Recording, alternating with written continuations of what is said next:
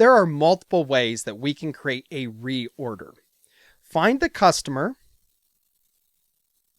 Within their profile, you'll see all of their old quotes and orders that they have submitted. You can select the order. And then on the far right, you will see copy order, and then the option to copy it as a quote or copy it as an order. Something else to remember, this is copying the entire quote or the entire order. And after you do that, you may want to delete some of the line items, or you need to add additional line items from a different order.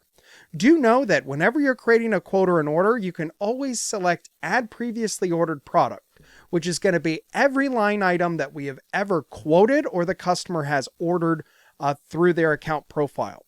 So we can add additional lines and they will be added to the quote/order.